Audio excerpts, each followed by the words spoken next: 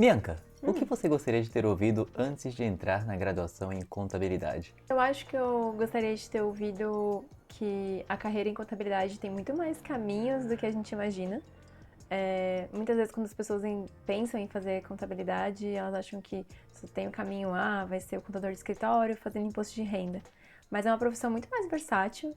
Eu acho que faltam os contadores deixar isso um pouco mais claro para a sociedade, pensando que você pode atuar como um contador de empresa, né? Então você ser um contratado por uma empresa e trabalhar na área contábil ou na área financeira, na área de gestão. Você também pode ser um consultor, pode trabalhar tanto como um consultor independente, né? Você monta sua empresa, quanto você trabalhar para uma empresa em relação a isso.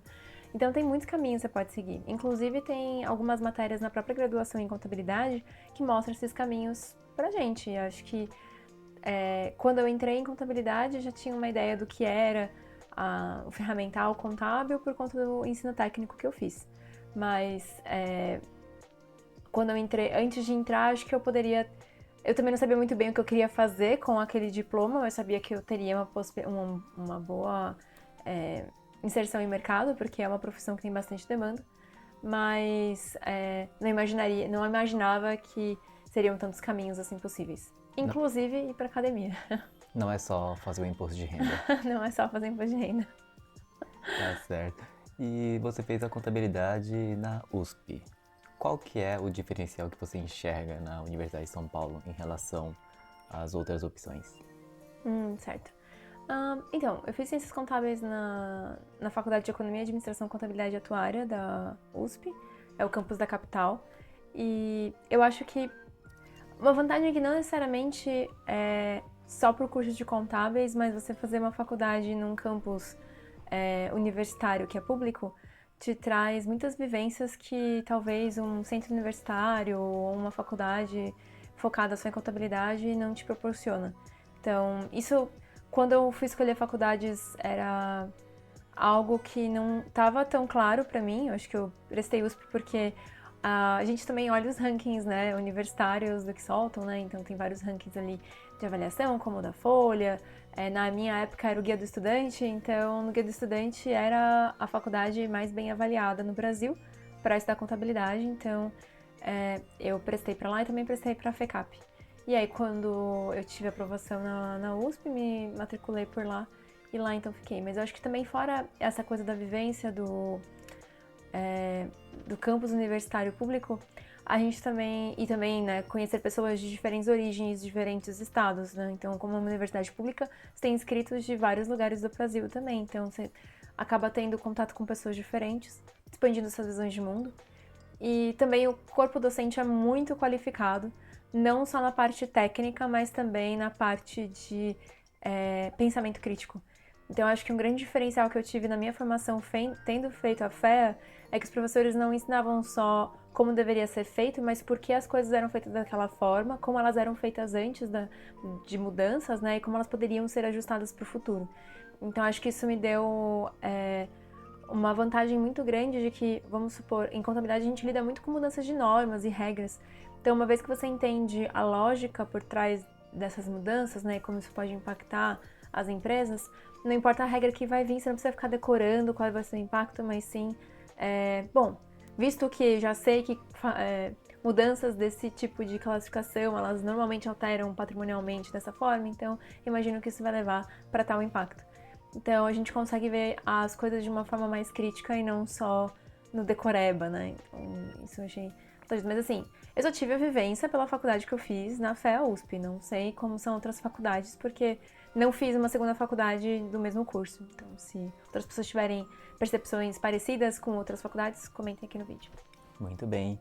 E bem, você estava no ambiente universitário, que o local não é apenas ensino, mas sim pesquisa e extensão. E este ambiente te influenciou de alguma maneira a sua decisão de seguir para a área acadêmica? Talvez de uma forma que você fosse inconsciente, ao ver professores. Eu tive professores jovens quando eu estava fazendo a graduação. Então, o que eu digo por jovens? Eram professores que estavam nas faixas dos 30 anos de idade, que foge um pouco do arquétipo de um professor universitário, que você imagina que vai ser professor com cabelo branco já, né, ali, perto da aposentadoria. Mas eu tive a grande sorte de ter tido uma leva nova de professores contratados, então isso fez com que, talvez inconscientemente, me influenciasse a pensar, ok, isso é uma profissão que pessoas jovens, né, vamos dizer assim, poderiam fazer. E outro ponto é que eu sempre gostei de estudar bastante, então talvez isso tenha influenciado na minha escolha no último ano. Então eu tive uma experiência profissional anterior, e aí conforme eu fui avançando, pensei, acho que talvez seguir a carreira acadêmica fosse interessante. Mas eu não cheguei a fazer nem iniciação científica, nem participar de nenhuma entidade, então o que parece, assim, não que eu não tivesse tentado, né? Tentei processos seletivos, mas as entidades não me quiseram, então aqui fica até aquele recado pro pessoal que tá prestando, sei lá, participar de grupos estudantis ou entidades e você não é aprovado, isso não quer dizer muito sobre você, isso pode ter também ligação com o que é o processo seletivo, então não leve isso pro coração. Mas também a possibilidade de você seguir outros caminhos na sua vida que também vão te levar para o que você busca ter, né? Então não é porque você não participou da entidade júnior da sua faculdade que você não pode ser um consultor no futuro. Depende muito das suas escolhas profissionais depois. Mas, no caso, eu acho que talvez, de certa forma, ter tido essa possibilidade de ver professores novos atuando na graduação e depois, quando eu fui fazer meu projeto meu trabalho de conclusão de curso, na FEA era um artigo científico, era feito individualmente. E aí isso também me proporcionou uma ideia de, tipo, ok, não fiz IC, né, não fiz iniciação científica, mas isso aqui que é uma pesquisa científica. Achei aquilo interessante e meu orientador na época, ele falou, por que você não tenta o mestrado? Acho que você se daria bem e tal. E aquilo me ampliou uma visão de mundo que, talvez se eu estivesse numa universidade, numa faculdade particular, não sei se haveria essa proposta, tipo, ingresse no mestrado, talvez fosse mais voltado para uma colocação profissional, que na USP também tem, a gente tem, tipo, contatos com outras grandes empresas, tem feiras de profissões, né, feira de carreiras, no caso, mas talvez não teria partido do meu orientador esse tipo de comentário. E como é que funciona o processo para entrar no mestrado na USP? Bom, se não me falha a memória, para entrar na USP no mestrado, cada instituto vai ter a sua própria regra, que vai ser regida por uma regra maior da Universidade de São Paulo. O que eu consigo te falar é sobre o mestrado em contábeis na FEA, pelo que eu vi em editais até quando eu entrei no doutorado, até quando eu estava no doutorado. Depois disso, já não sei mais isso, faz uns 8 anos que eu terminei meu doutorado, então talvez tenha algumas regras que tenham mudado. Mas se eu não me engano, você faz um teste padronizado, que chama teste ANPAD, em que ele vai ter questões sobre algumas áreas de conhecimento, então português, raciocínio quantitativo, raciocínio lógico, raciocínio analítico, então tem essa prova padronizada. E quando eu fiz, existia uma prova específica para contabilidade. Eu acho que hoje não tem mais essa prova, mas pode ser que tenha mudado a regra, então tem que consultar o edital. E também tem uma vez que você passa ali na parte das provas padronizadas, você tem uma entrevista com o corpo docente e eles vão perguntar coisas sobre o porquê que você quer fazer o mestrado, se vai precisar de bolsa de estudos, quais seriam os professores potenciais orientadores e assim por diante. Então, é um processo bem diferente do que é um vestibular, né?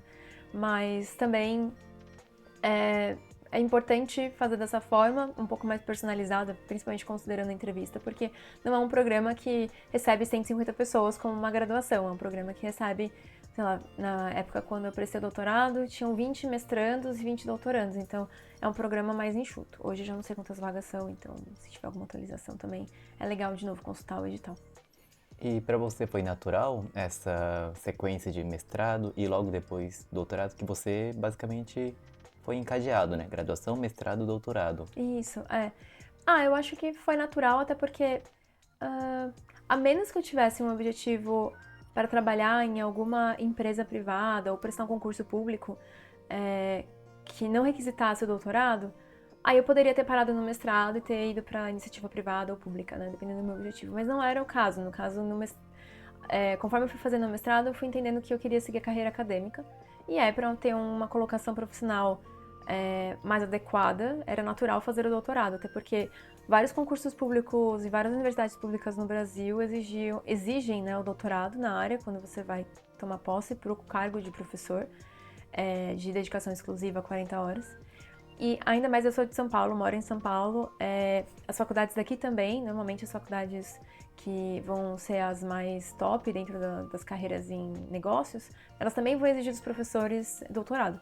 Então, era uma qualificação mínima esperada, e como eu já sabia que eu queria seguir para essa linha de carreira acadêmico-científica, era o mínimo exigido. Então, foi sim natural. Era o esperado, eu acho. Certo. Você pode contar um pouco sobre o seu tema do mestrado e doutorado, rapidamente? Claro, ambos eles têm um ponto de intersecção, que é a relação entre uso de informação contábil e tomada de decisão de investimento. Mas eu sempre fiquei muito instigada em entender como as pessoas usam a informação contábil, como isso pode impactar a compra de uma potencial ação em mercado de ações. Então, isso acaba sendo uma intersecção entre o que a gente tem em contabilidade financeira, que no caso estava vendo divulgação de informações por entidades externas, e comportamento do investidor. Então, tinha um pezinho ali em contabilidade e um pezinho em psicologia. E aí isso me instigava bastante, assim. Então eu acabei estudando muito mais essa intersecção entre psicologia cognitiva e contabilidade. E no mestrado foi para olhar um pouquinho mais sobre como você alterar um formato de apresentação de uma demonstração contábil pode impactar, né, propensão de investimento. E no doutorado foi um pouco mais olhando todo o set de informações que a gente tem, né, o conjunto de informações que a gente tem para divulgação para mercado, né, das demonstrações contábeis, como que isso poderia sobrecarregar o investidor, né, no processamento de informação. Então, foi mais ou menos nessa linha, assim, de uma forma bem resumida, porque se a gente for ver, né, tem muito mais além disso, né, tem forma, né, tem metodologia, tem objetivo de pesquisa e tal, mas acho que no geral o que eu falaria de similaridade entre os dois temas é isso, é sobre contabilidade e psicologia cognitiva. Muito bem. E para finalizar este vídeo, você daria algum recado para quem está almejando uma carreira em contabilidade? Eu acho que, primeiro de tudo, converse com pessoas que estão na área, acho que para poder entender um pouquinho melhor como elas atuam. Procure, né, saber mais sobre as trajetórias de vida delas, inclusive se quiserem saber um pouquinho mais sobre a minha trajetória. Eu participei de um podcast chamado Naruhodô, em que o Ken, que é um dos administradores do podcast, me convidou, né, junto com o Altair, que foi meu orientador de doutorado, para poder falar um pouquinho sobre as minhas escolhas, né, minha trajetória de vida e como que eu cheguei ali na área de contabilidade e acabei sendo professora universitária no tema né, de contabilidade. Então, é um exemplo, né, que vocês podem conversar com pessoas. Procurem saber mais sobre os potenciais cursos, né. Hoje a gente, diferente de 2007, quando eu fiz minha graduação, né, 2006, quando eu prestei meu vestibular, hoje a gente tem muito mais faculdades, tem muito mais possibilidades, né, e ainda mais tem excelentes institutos, tanto privados quanto públicos, que vão ter curso de contabilidade. Então, pesquise qual é o curso que mais se alinha com a tua perspectiva de vida e também com o que você almeja fazer como carreira. E, por fim, eu acho que talvez, se você estiver em dúvida entre administração, economia ou contabilidade, talvez dá uma chance para contabilidade. Eu acho que as pessoas talvez tenham um pouco mais de preconceito com a área do que muito mais por não conhecerem o que significa ser um contador e quais os tipos de atividades que um contador exerce. E administração e economia talvez já tenham um pouco mais de um arquétipo geral do que a pessoa pode fazer. E é isso, assim, acho que essas seriam as minhas dicas. Então, se joguem. Bom, pessoal, então era isso. Eu queria contar um pouquinho pra vocês sobre as minhas escolhas de por que eu fui parar na área de contabilidade. Depois vou colocar aqui no comentário do vídeo, né, na descrição do vídeo, o link pro podcast do Naruhodô com o episódio que eu participei. E também agradeço se puderem deixar o like no vídeo, compartilharem com outras pessoas que estejam na dúvida se querem fazer contabilidade ou não. Tem também um vídeo com uma colega minha, uma amiga minha da graduação, que conversou sobre as escolhas e trajetórias de vida dela na área de contabilidade, então acho que também é interessante. E por fim é isso, então eu queria agradecer você ter assistido esse vídeo, espero que tenha sido útil e a gente se vê no próximo vídeo. Muito obrigada!